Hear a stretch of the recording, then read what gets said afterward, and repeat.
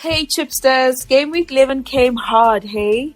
Man City flexed with a 3-0 win over Liverpool, making a statement louder than my neighbour's speaker on a Sunday. Then Arsenal slips up at Sunderland, yes, Sunderland, letting that lead wobble just when things looked nice and cozy. Meanwhile, United and Spurs played out a 2-2 that felt like someone left the stove on.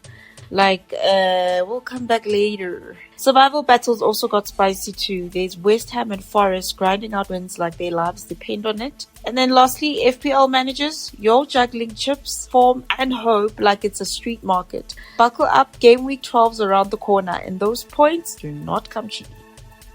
Yeah, Game Week 11 dropped like a fire mixtape. West Ham came back from behind and beat Burnley 3-2. Soucek and Walker-Peters doing the Lord's work there. Then Everton suddenly remembers that they're a Premier League club and handled Fulham 2-0. Ghana Gay and Keane looking like prime Maldini and Gattuso for no reason whatsoever. Then Chelsea, those babies cooked Wolves 3-0. Academy kids running that show like it's recess. Now before we dive into FPL chaos, let's do this recap properly so managers don't act brand new in Game Week 12, especially after the crime scene that was Game Week 11. And if you've forgotten how bad it was, don't stress, fam. I'm here to remind you painfully.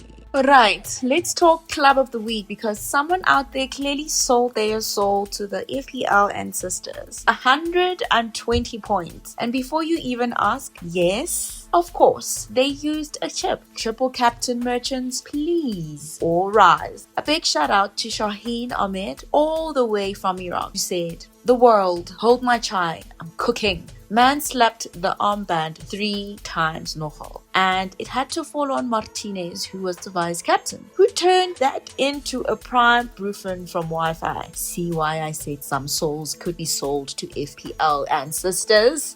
42 points from a goalkeeper. That was even more than what I averaged with my entire team.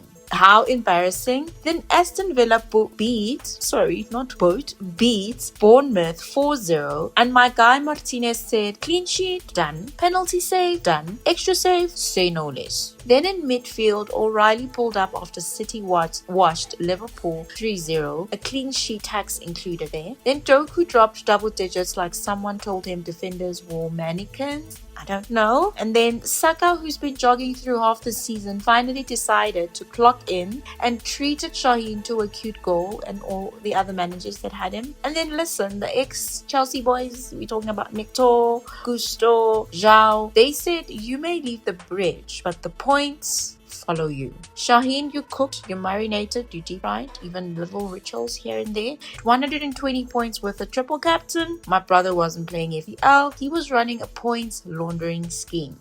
Ready for Team of the Week? Let's roll out then the Team of the Week for Game Week 11. If you had all of these players, you'd be sitting on 138 points, flexing hard. Now, at the back, there's Mitchell from Palace. Yes, while Palace and Brighton played out a goalless draw, this man found a way to pitch in. That's like that kind of the under-radar grind fantasy managers respect. And another player that I feel also was along these themes was Nunes. I mean, with these unexpected points, there was a clean sheet and there was an assist that pushed him up to like a massive 7 points where he got an overall 13. I think it makes him one of those surprise winners of the week, and managers should have been bumped up if they had him and were not expecting him to do that much legwork. But hey, surprise! But then let's move into the midfield where Boendia curled in a sublime strike to help Villa beat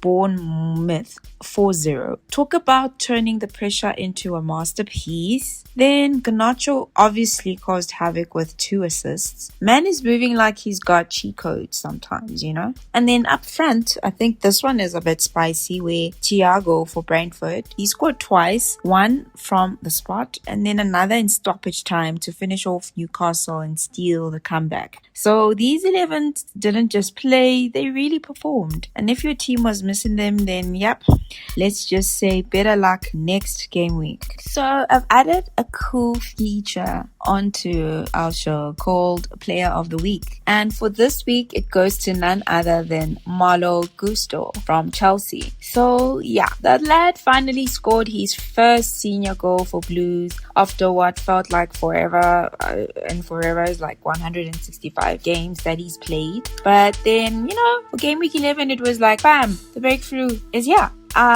According to the FPL Radar, Gusto has like 24 total FPL points this season, and he's currently priced around 4.9 million, but his form as well is not exactly explosive. He averages around 3 to 4 points per game week. So consistency, nah. For FPL managers, I personally feel he's boring, but could be a solid pick, but not the kind of player you captain, but one that you might maybe want to start for maybe, let's say, a defensive cover. But if we're looking at the big picture regarding Gusto, don't think we want to bank on him as a consistent FPL gem. We would want to pump the brakes on that.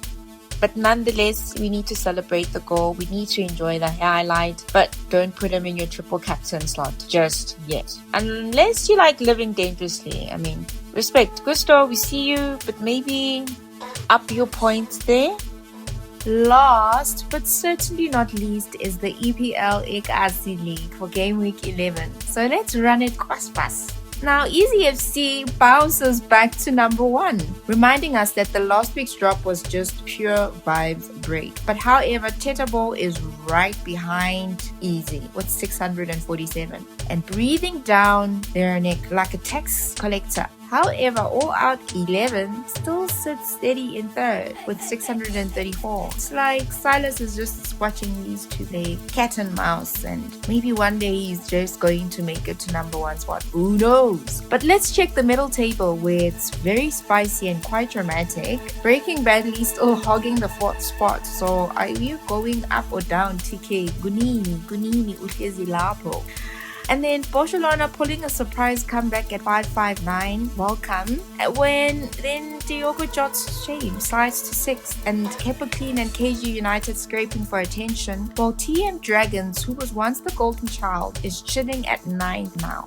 Monday then comes back to secure a top 10 spot. Lucius Strikers still waiting for that miracle, and Nari quiet. Too quiet. Game week 11, game week 12. Managers, let's bring out A game. Son, before we wrap things up, we've got another brand new added feature on the channel by popular demand though, so don't smack me. You guys have been saying drop some betting gems for us, so Shebang, your wish is my command. Introducing the betting tips book for game week 12, straight from the plug himself. And listen, this is not just anyone, this is none other than Emmanuel, the manager of TM Dragons in our very own EPL eKasi League. You can follow him for more betting tips at Betting Plug. The man may be dropping on our league table, but when it comes to betting odds, he's climbing like Newcastle in the first half of this season. So check out the betting code on the screen, load it up and see what the plug has lined up for game week 12. Whether you win or lose, between you and your ancestors, we just provide the vibes. Sure. Yeah, no. We move to game week 12 now, where anything can happen. Chaos of game week 11 is done, Chipsters, and maybe going forward our strikers will finally score, and maybe our defense will remember their jobs, and maybe Haaland will decide to ruin our weekend again. But Fantasy Premier League is vibes, pure vibes. But whatever you do, fix your squads. Don't say we didn't warn you when your bench outscores your starting 11. And if you're new here, welcome to the madness. Hit that like, drop a comment, even a heart is appreciated, and subscribe so you don't miss the next episode of Why Did I Captain That Guy? Till game week 12, stay sharp, stay spicy, and may your points not embarrass you. Sharp